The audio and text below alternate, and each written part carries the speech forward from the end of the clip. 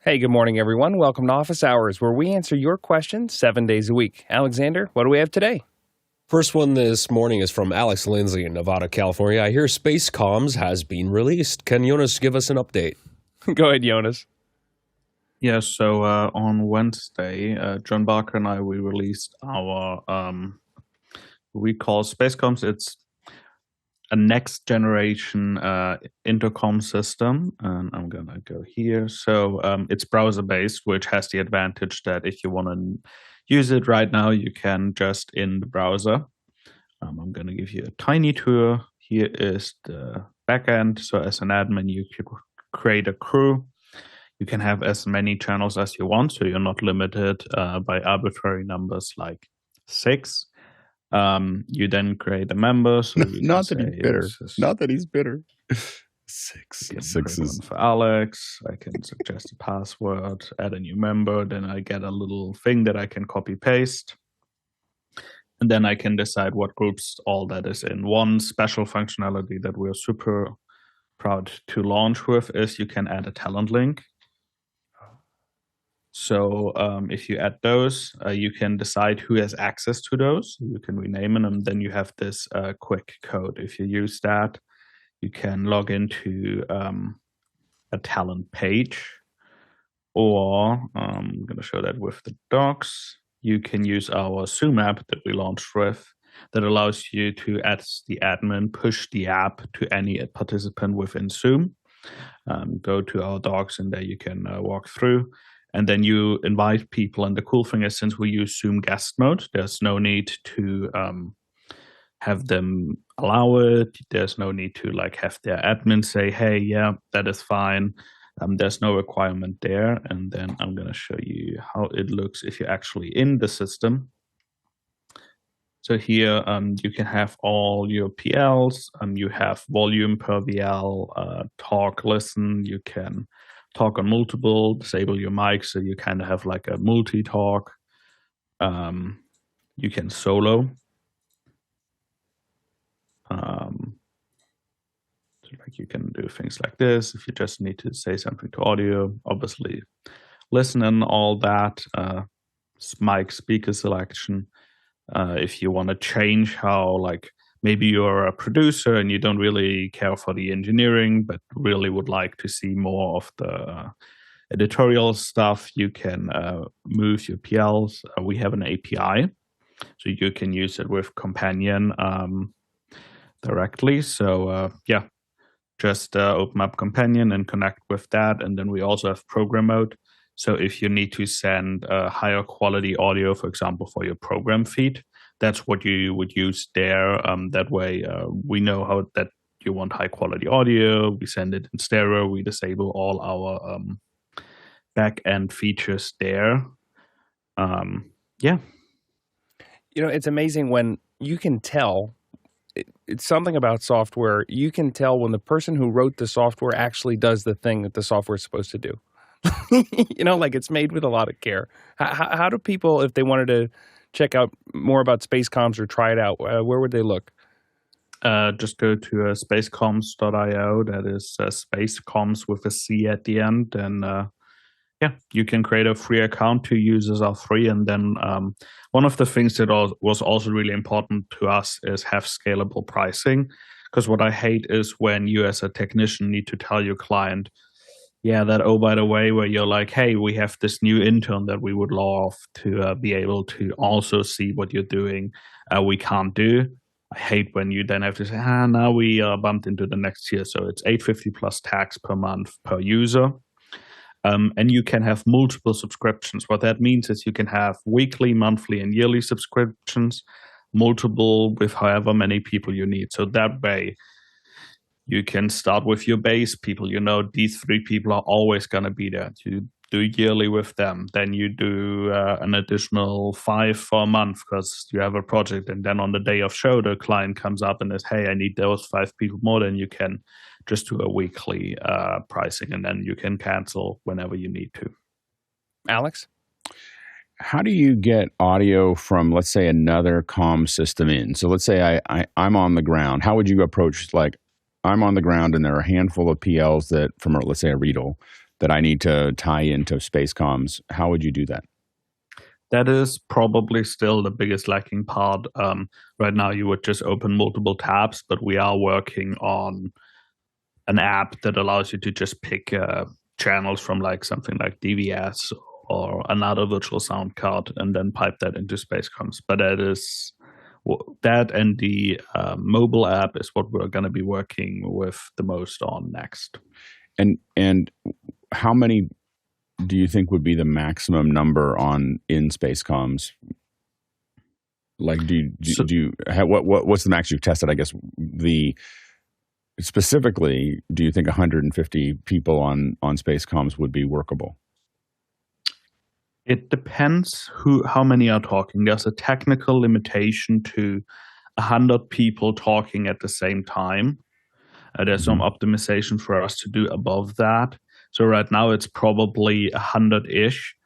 That being said, for example, with the listen-only links, those just scale. And in theory, we don't impose limits.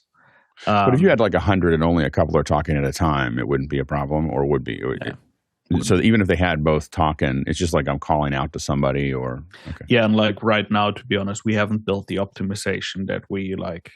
We haven't built the optimization to go above 100 yet. Got it. But that is relatively straightforward, and our engine is able to do it. So like, there's a lot of features that are not surfaced yet that our engine can do. A scale like that, we can. It's built in mind with the typical question: can we self-host a server and stuff like that? So that is all things that our engine can do, but that we are still working out the details. How far out do you think the mobile app is? It's a great question.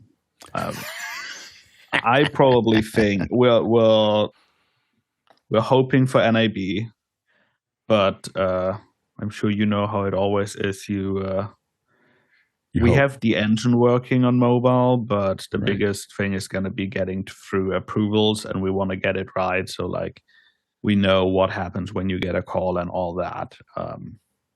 But NAB is our goal. Cool. Jonas, thank you very much. If you're interested in finding out a little more about that, spacecomms.io, spacecomms.io. Next question. This one's from Zach Stalsmith in Chautauqua, New York. I use a USB audio interface as a backup feed. I have to keep bus levels on the X32 and in vMix down -10 dB from Unity. Otherwise, there is a nasty hum and static noise, but it's hard to hear. And he's got a link to a ART USB Phono Plus. Go ahead, Alexander.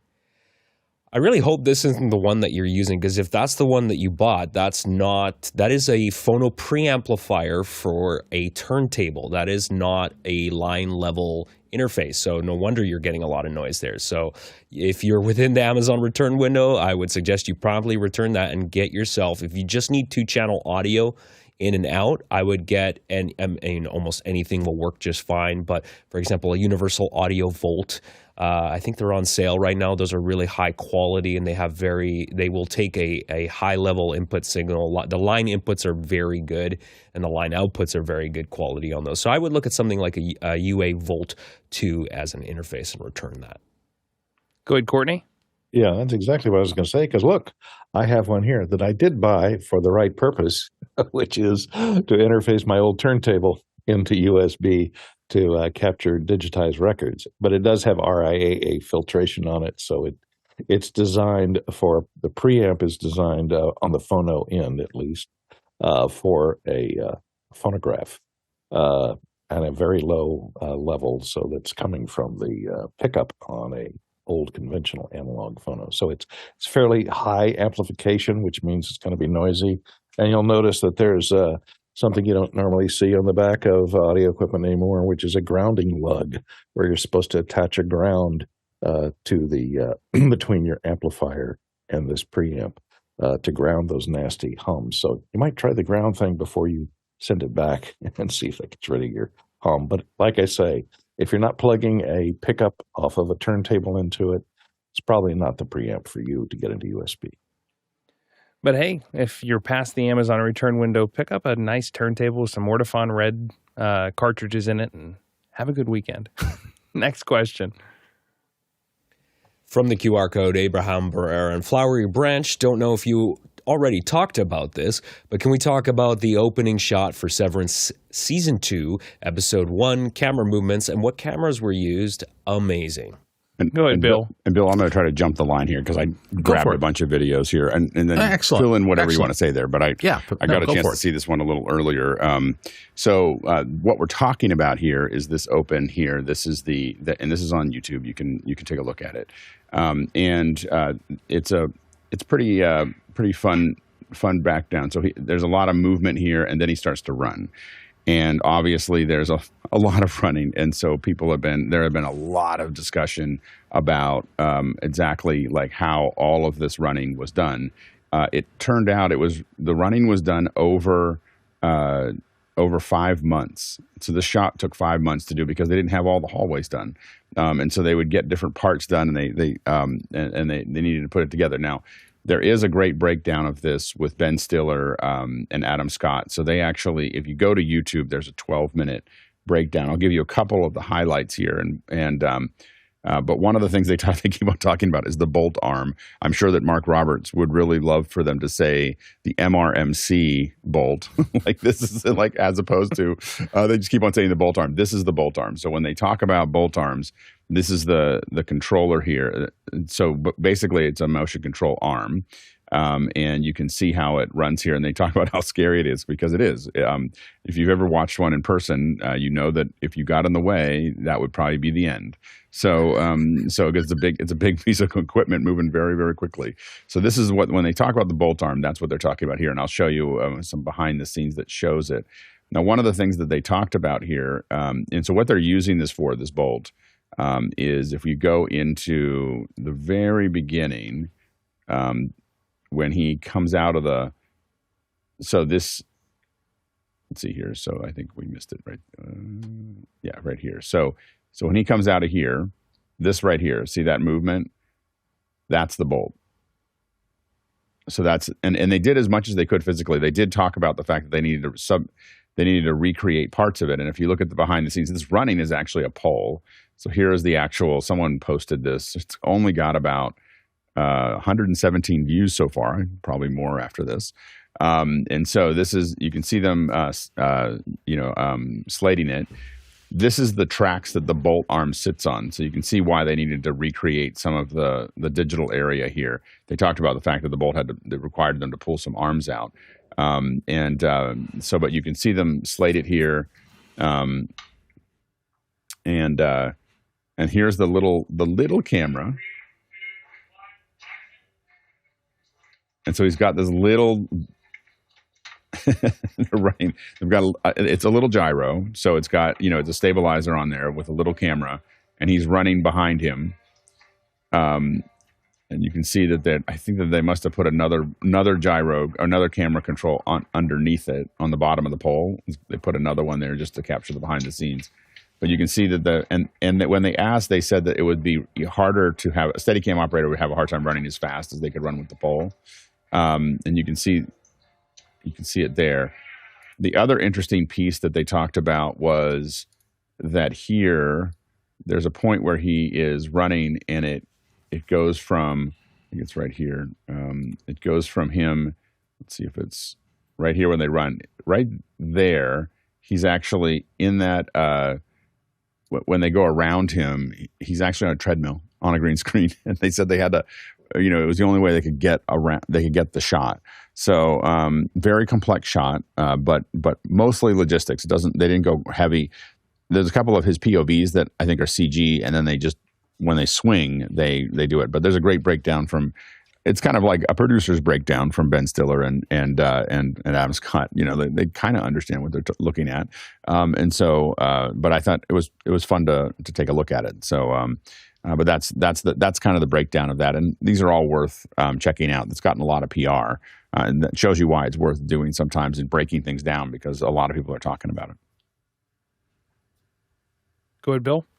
So Alex talked about the equipment and the physicality of it. I just thought the aesthetics were astonishing. And if you look at that behind the scenes, you can see that the way the shot actually looks when it was broadcast is not the same as what you saw there.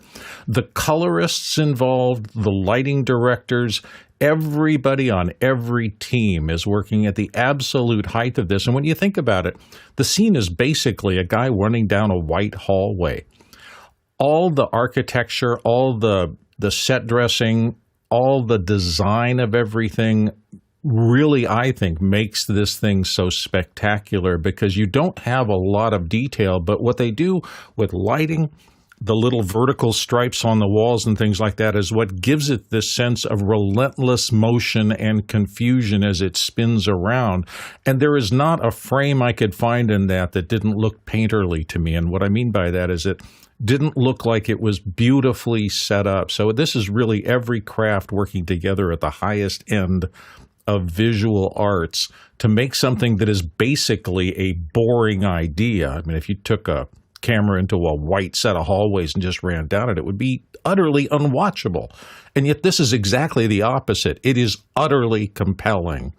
That, plus, of course, the actor doing a superb job of giving you the feeling that he's lost and in desperation really keeps you compelled through the whole thing. So my point is that it's never one thing, it's everything, and Apple is really hitting on all cylinders on some of their production like this.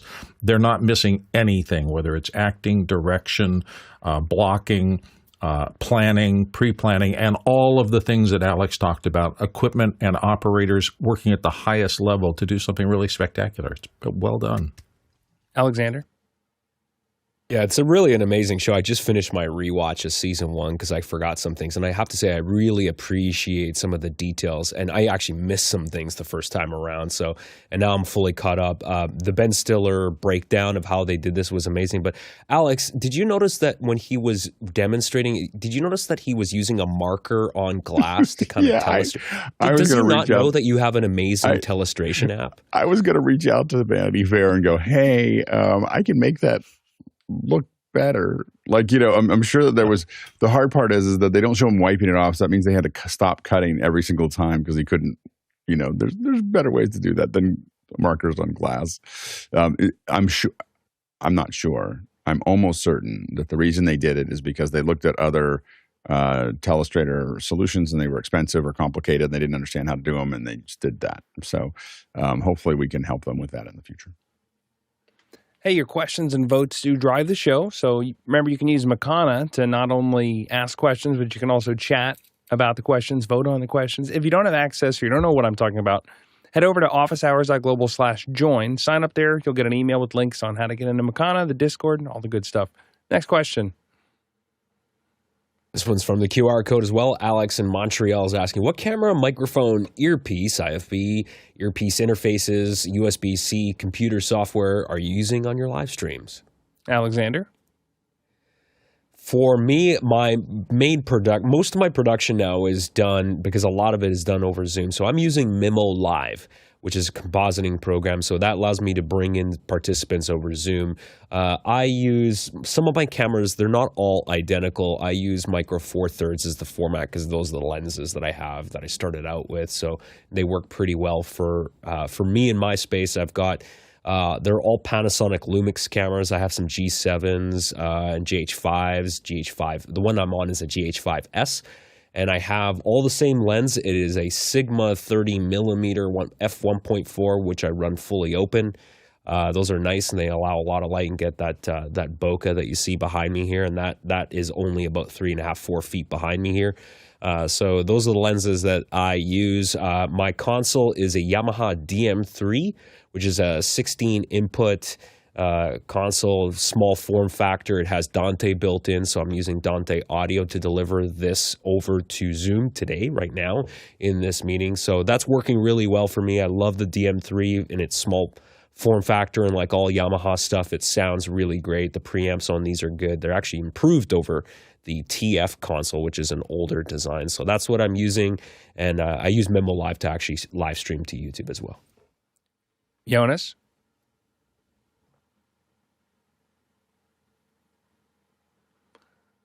Go ahead, Courtney. Surprise! I was trying to bring up a picture, but yeah, I use the same thing I'm using right now. I use for a camera the Canon EOS M50 Mark II with the kit lens on it, which is I think a 14-75. For audio and video, I use the Rodecaster Pro 2 and the ATEM Mini Pro.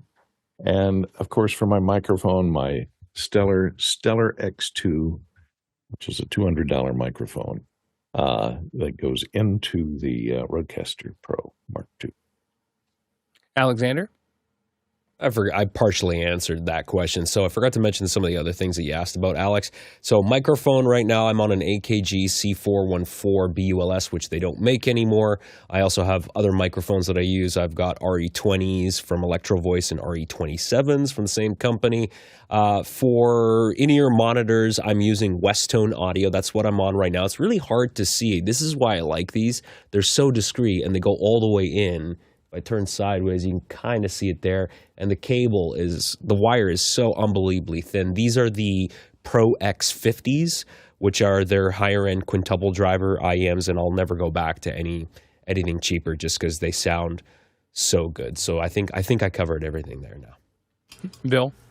The litany for me is I'm on a Blackmagic 6K behind a teleprompter rig. I'm speaking into a Neumann TL10103 microphone. It's going through a Rolls mic mute into a Universal Audio Apollo Solo. That's my interface out. As an IFB, I'm using the N-Ear. They're really security, but very high-level security. It has an incredibly tiny wire, and you can't even really see it even when I'm turning my ear towards you because it's a super fine system. And what was the last thing you asked? Oh, computer software. I'm on a MacBook Pro, pretty well-stocked MacBook Pro, and that's pretty much my rig. All right, Jonas. So what I'm using is I'm using an SM7B into a Stream Deck Plus with XLR. And the reason why I really like that interface is there is no physical way to change it. There's no mute button, there's no dials, nothing. So it's really nice to send that out to a remote contributor and you can control it. I am using an ATEM Mini for UVC, but what we've also found is the Insta360 links are great because you can adjust it a little bit. And then the other thing is if you want to build something that looks a lot more customized, you can use something like the Matrol Director in between, because that can then serve as your UVC and class compile client audio interface, and you can change the name so it can look totally custom. Harshid. So I'm going to go simplistic for now. I'm using Sony XM5 headphones for monitoring and all that. It's going into a Proco mute switch, which is on the floor. I'm using a RE20 microphone that's fed into a solid-state Logic Generation 1 interface. And then I have a Windows 11 machine running the show with Zoom and all that. And as far as my camera is concerned, I'm using a Brio. It's been working out for me. I've had it set with the different colors and my lighting. So I use this as my everyday streaming machine. And Alex. Yeah, for the show, I use an FX30 going into a ATEM Mini Extreme, and then that goes into the internet or goes into my Mac Studio. I also have a Mix Pre. I have this SM7B. It goes into a Studio Technologies Model 205. This gives me a discrete with light and button control over my being able to mute myself, which I find to be incredibly valuable, even though it's very expensive. My mic goes into that before it goes into my Mix Pre, and then it goes into the computer. And so that's how I have it set up for what you're saying for your live streams. When I'm live streaming, typically we have an appliance that's getting all of this. So this is we have a full fly kit or truck, and that goes into either an elemental appliance of some way, shape, or form. We're also testing the Videon encoders in Detroit, which I'm super happy with. And we also have some of the Osprey talents. So those are some of the things that we use to get to the actual internet from a true production system. And then I'm coming to you with a Sony FX3 with a not crazy expensive FE 35 millimeter lens on the front of it. or no, or maybe it's a 50, but it's a 1.8 FE lens going into an ATEM, which goes into then a Magewell USB capture 4K plus. Audio is a Stellar X3 that's plugged into a Proco mute switch, which is plugged into a Mix Pre with noise assist, and then that's all going into a Mac Mini M2 to get to you. So now that you've got that menu, maybe you can try and Frankenstein your own thing together. But hop on sometime. We'd love to see it in after hours. Next question. Andy Kokendorfer in Vieira, Florida is asking, which Behringer mixers have the same auto mix functions as the X32? Looking for a smaller mixer for breakout ballrooms. Thanks. Alexander? Not sure which version of the X32 you have. If you don't really care about losing the mechanical faders, they do have the XR18, which is just a small compact stage box. It doesn't have as much I/O. So again, I don't know what are your needs, how many inputs and outputs are you working with. If it's less than 18, the XR18 may work. It does have USB recording functionality plus the auto mix feature that you have, the same preamps as the X32, so that could work. If you want something higher quality, I would recommend the new Yamaha DM3 now, because with firmware V3 that just came out a couple weeks ago, they added the auto mix function, so you get 8 channels of auto mix. So that's the same. As far as I know on the X32, I don't think you can do more than 8. Someone correct me if I'm wrong, but that'll work, and the preamps are going to sound a lot better on a Yamaha. Alex? I was going to ask Alex whether there was an auto mix. So, and did they call it Dugan on the XR18, or is it their own auto mix? No, they just call it auto mix. Yeah. So Behringer and Dan got into a little bit of a tussle maybe 10 years ago because they just started calling it the Dugan-like auto mix, and Dan did not appreciate that. So that was a big push back and forth. So I'm always curious what Behringer is going to call it. I would say that the XR18s we've used as glue, and I've used them as some personal stuff. I would not put those into production.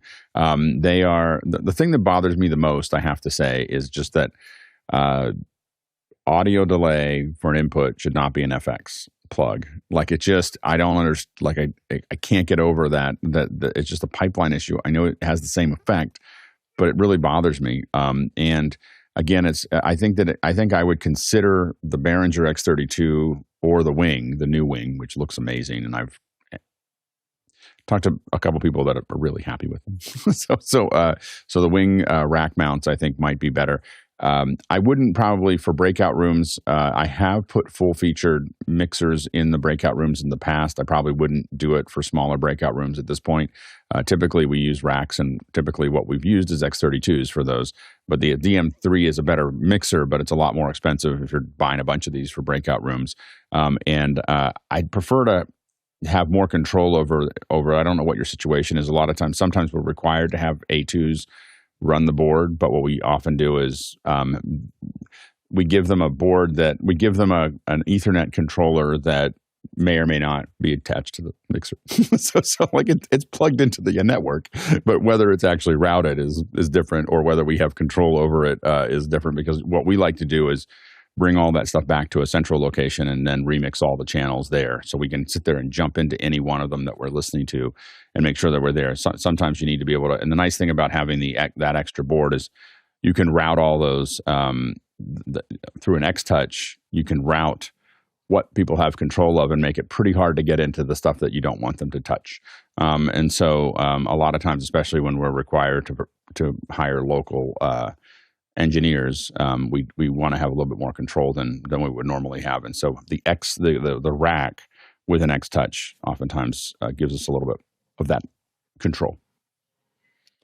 Coming up on Office Hours, we've got our live-only shows for the weekend. Saturday's a 1-hour Q&A, which, by the way, following that show, we've got 8:30 a.m. is the new volunteer meeting, followed by the volunteer meeting at 9, so check out those. Also, the Sunday shows are Introspection Day. That's where we spend a little bit more time talking about office hours, philosophical discussions.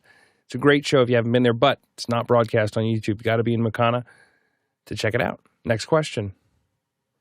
From Guy Cochran in Seattle, USA, what are the benefits of 2110 over NDI? Jonas. So a couple of things about 2110. 2110 is a suite of standards. It's not one specific standard. 2110 is built to allow the broadcast industry to use off-the-shelf networking hardware to scale larger. One of the examples, if you, for example, think about an NEP that are a huge truck provider, to replace all the SDI routing core would have been a lot more expensive than 2110. So right now it really scales in huge environments is where you get a lot of benefits. Some quick facts to know about it is SMPTE 211010 is the video transmission, 211020 is audio, then you have 211030, which is the synchronization. Then you have 211040, which is the data and the control layer. 50 describes how the IP transport happens. And then what's also important is that there's also 211022, which is compressed video, which at that point you're using something like JPEG XS, H.264, H.265, or IP10, the Blackmagic codec, to compress the feeds. 2110 uses transport streams over UDP. And the big advantage over NDI is that there is a possibility to use it uncompressed and that it's more open and you don't have to pay royalties. That being said, it's a lot more complex to implement and there's a larger lift to set up a system.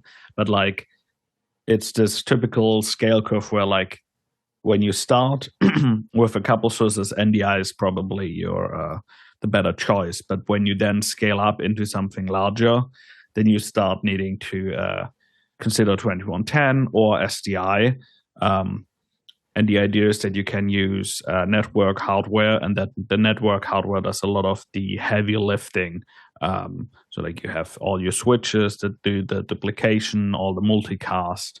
But like NDI, I would say, is still solid and just doesn't give you uncompressed video if that's something that you really care about. But like below a couple sources, 2110 probably doesn't make sense. Alex? Yeah, it'll be interesting to see, the infamous 2110 switch from Blackmagic is now shipping, and it will be interesting to see how that affects a lot of productions because it's now, I think, with that router available, you're going to see more and more small productions that are already kind of hardware leaning, jumping into the 2110 mix because they, that switch or some switch like it, they've generally been much more expensive and harder to configure. And now folks can now really just use Ethernet with a lot of the more and more of the Blackmagic cameras. So it'll be really interesting to see, how that affects. It's still fairly limited from a bunch of us are used to a lot more routing than what it provides. But it is, but Blackmagic has using compression has made 2110 a much more doable thing on an average. For an average production, it'll be interesting to see how that impacts the market because that hasn't existed up until now. The reason NDI has done so well, and because it works, and also because it has been something that anybody can kind of throw in from a cost perspective. And 2110's been kind of out of everybody's market, and that what was missing was really that central, distribution. So it'll be interesting to see over the next year. Definitely, we expect NAB to be a big 2110 year for Blackmagic as well. Jonas? And if you look, for example, at the upcoming ISE announcements, Blackmagic is pushing IP10 more and more, which is their codec that they created that allows them to get high frame rate 4K signals that go over 10 gigabits. So like a 12G signal on a 10G line. That is the only time that Blackmagic ever uses SMPTE 211022 with IP10. That being said, there's applications for it outside of that. And if you look at it, AMD at ISE is going to show reference architecture and examples on how to implement that on their chips. So that's going to be a big push for them. The one thing that is different with mindset-wise, is different with a typical 2110 implementation from Blackmagic is that they're very much still in the point-to-point. Like, one of the goals with SMPTE 2110 is that you can have like a huge glass fiber pipe that connects to switches, and then you have a bunch of feeds there. Right now with SMPTE 2110, how Blackmagic does it, and also with that switches, it is mostly still one cable per video feed, because you can't stuff enough video feeds in there. Next question. Paul Valhus in Austin, Texas. Famously, Mickey Macachor said, never use non-locking USB connectors in production. Great, but how would you lock USB connectors on other devices like the USB-C connector on my Smallrig cage for the ZVE10 Mark II? Alexander? Yeah, so Smallrig makes various cable solutions for this, and this is what I use. They make others, but basically what you want to do is have some kind of cable retention system on your camera cage. Like this particular one is a clamp. It's got a 1/4-20, and I like this. I use this particular one because my GH5S has a full-sized HDMI port, and the HDMI cable that I'm using is quite heavy, so the gauge wire is heavy, so there's a lot of weight of that wire just kind of hanging off the edge. So I use this to keep it in place, to take the strain off the actual jack. And of course, they also make other solutions like this, again with a 1/4-20 designed to go into the camera cage. This one is more generic, so you can just fit any kind of wire, feed this, and you can see an example here. They show you what it would look like on an actual camera rigged up, so you can feed various cables through that to try to take the strain off your wire. So there are all sorts of solutions like that. I would definitely recommend looking at one of those accessories from Smallrig. Bill?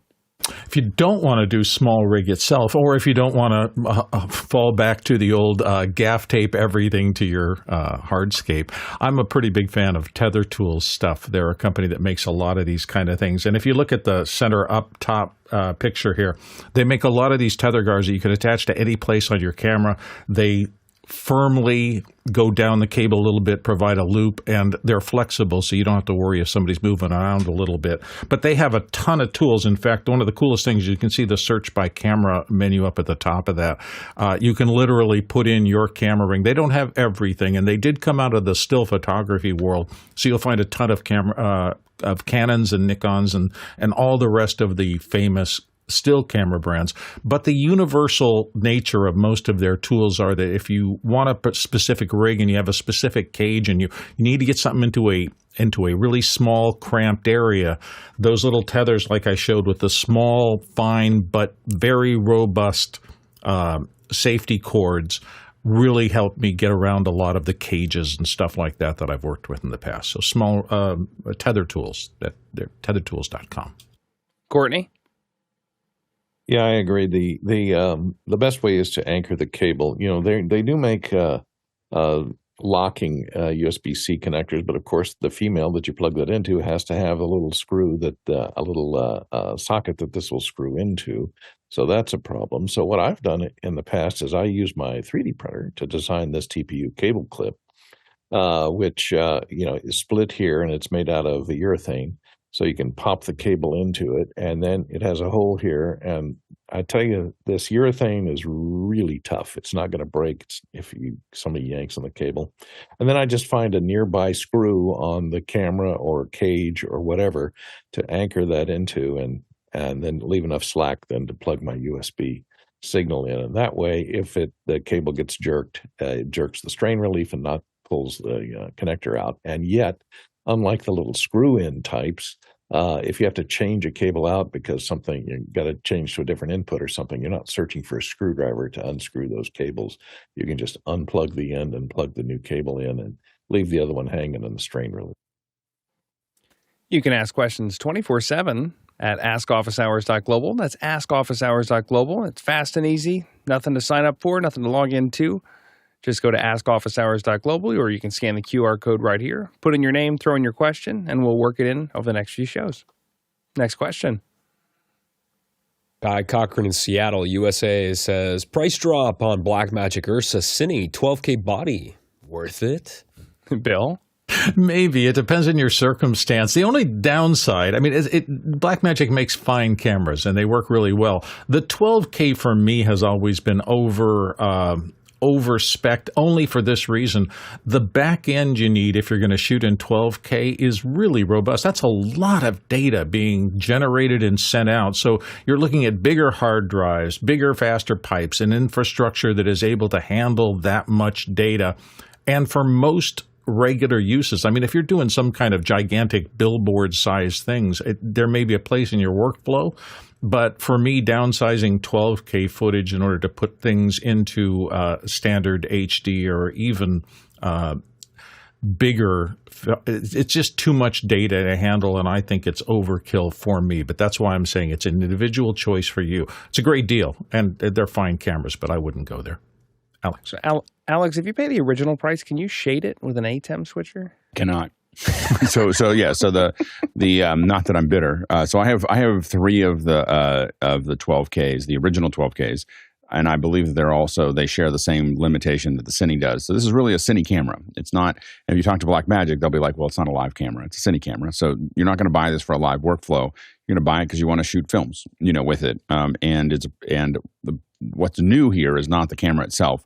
This LF has been out, but it came with all the gear, the EVF and everything else all attached to it. And a lot of people don't want that. like we don't want all the extra stuff. We can do that. Like we can put all that together. I think they really were striving to give us a full package that was $17,000 to $30,000, depending on what you got there.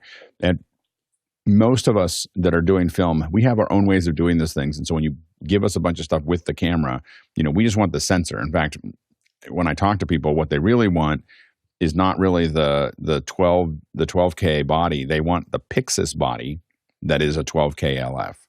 So the Pixis is the direction that I think Blackmagic kind of started to go down the path, because they finally capitulated to the fact that a lot of us said, we don't want a screen that swings out. We don't want a lot of the other things, because we're just used to Aries. And if you want to be in a world where there's Aries and Venices, you need to look like an Aries and Venice, because we've got all this gear that attaches to it. So we don't need it to be doing other things. And so this is a good step forward.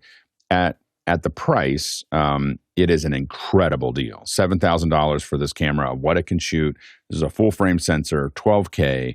It can produce it. And remember that when you're shooting for Cine, you may do 12K. I mean, and it has the other thing I think they took out was the storage. So that makes it a lot more, there's a big chunk there that you're going to have to put back in. But the key is that the storage inside of the 12K allows you to have the speed that you needed to get, that quality out of it. Because like with the one that I have, there's no way to get more than a gig a second out of it. Like there's no version of this that captures faster than a gig a second that I could find anyway. I mean, maybe cards. I haven't tried the cards, but the USB-Cs kept us limited to what we could do, no matter how fast our drive was. And for us, the size of files is just buy more hard drives. Like we don't think. I mean, if you're shooting at 12K and you're not worried about the budget of the drives, like that's not the problem. That's not your biggest problem. What's really cool about the Blackmagic hardware in general and where we use it, distinct from a lot of so we shoot with Aries and Venices as well. Where we go to Blackmagic is when we need a lot of flexibility and frame rate. While the Venices have more flexibility and frame rate, both the Venices and the Aries we find to be a little less stable when we start getting them out of the 24 frames a second world. Now, Venice is less than the Venices are probably more flexible than the Aries. The Blackmagics, though, are the most flexible when it comes to frame rate. So if we want really high frame rates, we want to play with it. We want to do one frame rate we're recording to and something else we're outputting to. All those things are more flexible in the Blackmagic camera. I still think that if you said, what would you shoot a film with right now today, I would still probably pick an Aries to do that. When we do some of our live stuff, we're doing Venices, but the Blackmagic stuff continues to take the ground, and you keep on seeing the color science getting better. The chips are getting better. We're now seeing full frame sensors. I mean, obviously, and then the big advantage is all these cameras have a back end being resolved that they are all built to work with, and they work with everything, but they're really built to work with these cameras. And so I think that we're going to continue to, this is Blackmagic's MO, is they just keep taking that ground, and eventually it becomes problematic for whoever they're competing with. So it puts a lot of pressure on everybody, but I think this is a great move for them to make that more available. Next question. Everybody in New York City, New York, I have an Ultimatte 12 Mini HD that I need to integrate into an SDI workflow. Would it be best to use mini converters to get SDI fill and BG into the device?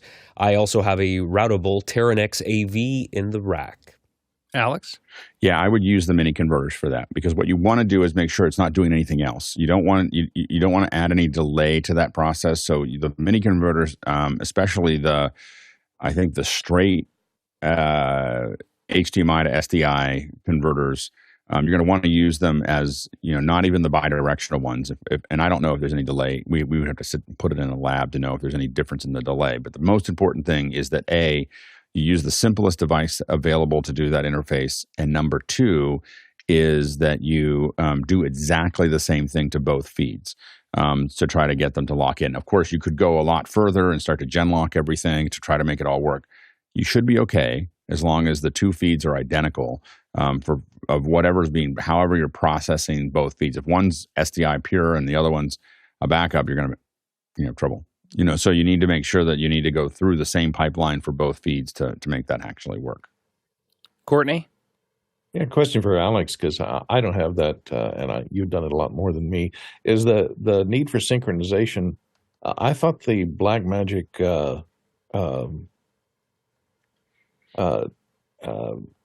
Ultimatte, Ultimatte, it synchronizes it. Doesn't it frame synchronize them? You feed the foreground and the background in separately, and then it frame synchronizes them on the inside. Well, I guess the question is how he's trying to convert them. I'm assuming he needs to convert them from something. All I can say is that when we do foreground and background, if they need to look like they're the same. Now, if the background is completely unconnected to the foreground, if you're not doing a digital set and you're just putting a random background back there, the timing doesn't matter. Like you can have anything you want back there. So then it's much more flexible. What I worry about is when we have camera moves and we have a lot of when I'm using Ultimates, we have camera moves, we have digital sets behind them, and Unreal is feeding that out, and we need both of those to happen at the same time, and that becomes problematic as far as the delay in video is a thing. So the moving background that is keyed to the camera movement, then you definitely but if you have just a regular background, whatever it takes. I mean, I think the Teranex AV you'd be wasting the Teranex AV for this conversion. It's not, and it's not probably as critical if the background is it's just a background. You should be okay. The one thing I will say is that $69. The HD is great. The thing to remember, $69 is what Courtney said. They're not very expensive to convert. I will say that the Ultimate Minis or HDs are great. I have a couple of them here. Just remember that you're keying 422 footage. That's the pipeline that's coming out of your camera. That's the pipeline that the switcher and the black, all the stuff is running at 422. That means that your color information is half the resolution of the full frame. Technically, 3/4 of the resolution, but we won't get into that. So it's effectively half the resolution of the frame. The reason that that's important is that if you're really going to do something that you really care about, you may want to think about a 4K solution, because what we do is we key at 4K and then we downsample to HD if you're going out on HD, and then it looks much better. Like the edges, once you see the stair stepping that you get from 422, you can't unsee it.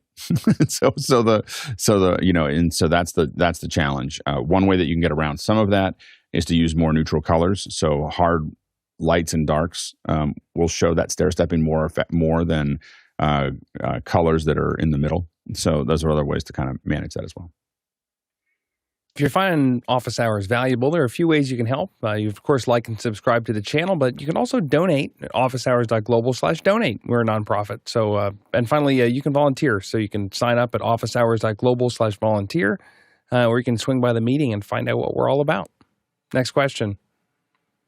Andy Kokendorfer in Viera, Florida, USA. ZoomISO could not join Zoom meetings after minimum client update. Any known issues? Go ahead, Jonas. A minimum client update can be caused by a couple of things. There's every 90 days, there is a minimum version enforcement. So if you go on the Zoom website, you can check out what the current minimum enforced version is in their life cycle. So we go here, you see what you want to look at is the meeting SDK, and then you see the current enforcement is 5.17.5. And we're lucky on February 1st, it doesn't actually change, but May 3rd is when we're going to go to 6.1.10. Then the next piece of information that you need is you need to know what version is ZoomISO on. So if you download ZoomISO, you go to the update. Then you see what version, you can check in what version they last updated it. So version 2.0.3 is Zoom Meeting SDK 6.1.10. So you should still be good right now. That being said, there is a possibility that some of the features that you might activate in your web portal, that they require a newer version. I haven't seen any of those lately, but it's possible that there's a new feature that Zoom added that is the minimum version enforcement. Otherwise, if you're below version 2.03 of ZoomISO, make sure that you update it, and otherwise support at liminalet.com will help you out. Next question. Guy Cochran in Seattle, USA. What new features stand out in vMix 28? Go ahead, Jonas. So vMix 28 got released, and I know Telestrators is our favorite feature here at Office Hours. So here I have a Telestrator directly within vMix. You can do your little scribble things. You can put some numbers there to showcase where things are going. You can have a dot that shows things. You can clear that. Down here you have shortcuts, so you can also use those to switch around what you're looking at. You can select whatever output you want to feed here, and then it's low latency. But one of the neat things is, I'm just gonna draw a couple things on here, and most of the time you get a keyed signal. But in vMix, you're able to just get this as an alpha signal. So now you can overlay this on the same footage, but you can also record it separately. So, for example, if you're doing a remote production, they will do the telestration on a lower quality stream, and then you delay the telestration and put it on the higher quality version of that feed. Other things is you might already see here, if you do a right click, show all bus buttons, now you see all of the buttons. There is also a new audio bus manager in here. One thing to be aware of, we found a bug where if you try to set a lot of those buses via Companion and you have the bus manager open, it doesn't fully update. And then one of my favorite features, as someone who always likes to know what's going on, is if you go to encoders, it will show you what exactly is using what encoder, especially if you're using one of those NVIDIA graphic cards and you're not really sure, are you already getting into the territory where you need to use software encoders? That is great. And then on the API side, one of the things we've been asking and begging for forever is you were able to send a command to fade the normal faders for the inputs up and down, but never for buses. And that is finally there. So now you can fade up and down the buses. Additionally, if you go into the output settings, there's now 2 multi-viewers here. And in the past, you weren't able to get a multi-view with just inputs. Now you can. There's also touchscreen support now. If you put the multi-view in the Telestrator, which you can also use as a low latency feed and put it on an iPad or something like that, you then can touch the multi-view to automatically cut to it. And then one really neat feature is they updated the application capture mode. So now you can automatically capture system audio or the audio from a specific app on Windows. The last 2 automations that I really like is playback time triggers. So a lot of people know that like maybe 10 seconds into a video, you want to like have a little animation or something. Or when there's only 2 seconds remaining, you want to do a slow fade out to whatever is in preview. That is now possible with those. And then also through automation, you can now, if you have an additional mix, which is kind of like If you go here and you say mix, now you have an additional mix here. You can now use overlays and stingers in there, which is really neat because that way you can crop those. And if you ever had issues with cropping or panning around things, you were really confused because suddenly only one of the things that you have in your layer stack moves and it doesn't. Now you can go in there and click flatten layers. That seems that it just compresses all of those layers down and handles it as one input. That's going to fix a lot of the moving things around behind backgrounds and scaling multi-layer effects really nicely. Oh, and you can stream to 5 destinations now, which is kind of neat, especially if you want to do primary and secondary. But keep in mind, you only have 4 outputs available, so you have up to 4 video signals you can stream to 5 destinations. Next question. Brian Taylor in Washington, D.C. We've lost our DC AVOC connection to the networks, but we have a LiveU Solo. Can that be substituted somehow? Alex? I'm so sorry you lost your AVOC. AVOC is a very old, very old government-based. I mean, not all government-based, but mostly government and mostly in DC. But things like NASA and other things we've used AVOC networks for things in the past. It's like Verizon's very old internet connection to do that. I would probably recommend, if you're switching over from AVOC, to look at another fiber solution that would be relatively the same when it comes to latency. The LiveU Solo is going to have a lot more latency than what you're getting with AVOC. Traditionally, between things, I don't know what everybody else is going to. If AVOC has been turned off in DC, then there's a whole bunch of things that are going on. Now, the thing to remember is that Diversified in DC manages a lot of fiber that goes to a lot of buildings already. So you may want to reach out to Diversified at 20th and M to see what's actually happening there. They would be the experts on how to make that, and they probably know a lot about it because they have fiber that goes to the Hill, the SCOTUS, POTUS, like all of those things that are all in that area. So you may want to think about that specifically for DC if that's what you're working on. As far as a live, and so other ones would be things like vMix or the switch. I would recommend the switch over everything else to make that connection. And in full disclosure, I work with the switch a lot every day, so I'm very familiar with their network. The LiveU Solo is going to have a lot more latency, and if you start to bond anything, you're going to have issues. So I would say that a very high quality feed over something like Zoom or potentially even something like StreamVoodoo is going to probably give you a better connection than the LiveU will from a latency perspective and potentially even from a quality perspective. Zoom's everybody can use and you can get back and forth. The difference between StreamVoodoo is that you can turn the dials up a lot. So you can set up it just depends on who's on the other side and what interoperability that you may want to get out of that. So, but I'd be careful of a LiveU Solo is great.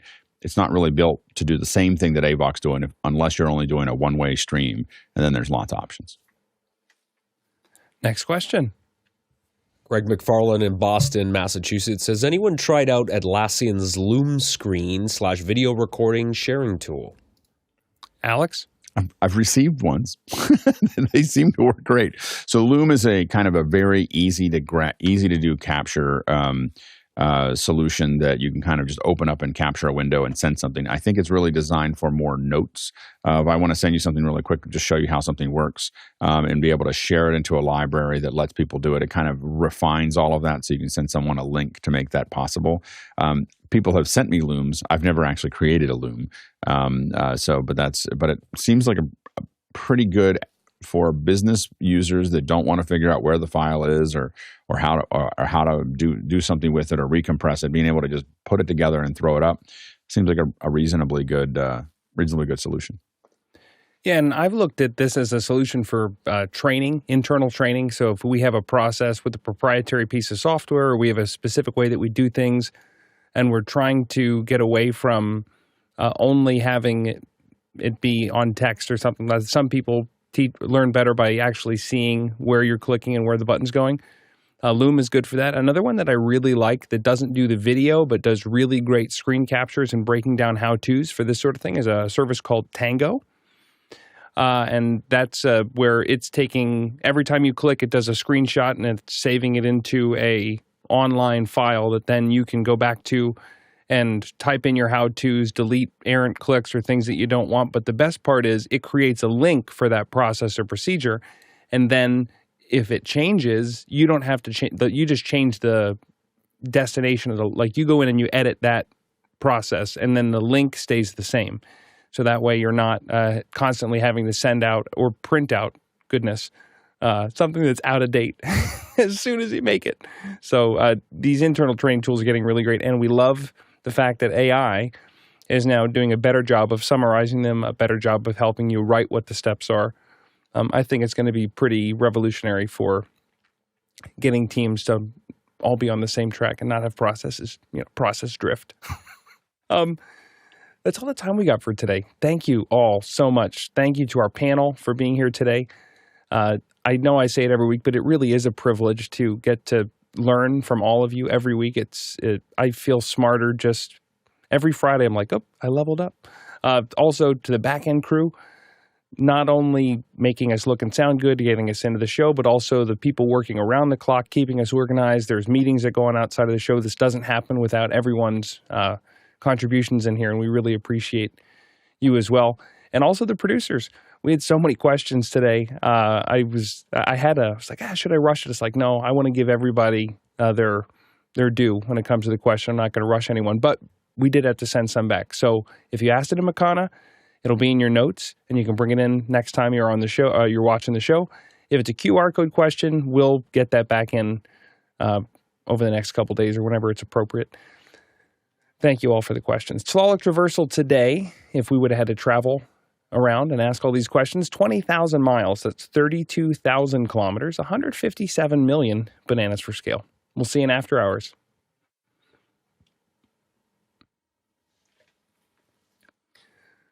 $22,000 time for an oil change. Oh, I know. So much potassium. It's clogging the gears. Banana. I turned on the live activity on Reddit that tracks your bananas as you're scrolling, and every day it's like potassium overload imminent. Warning. Factory recall. Overload imminent. Hey, Jonas, let's work on scale. Yeah. I have a need for about 150. Often. Yeah. Let's talk about that. Looks so awesome. Thank you for sharing that, Jonas.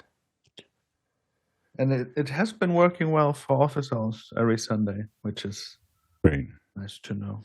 Yeah. And thank you for making the interface black and not a searing bright white. Yeah, that is the corporate version in white. Yeah. Charges extra, and then it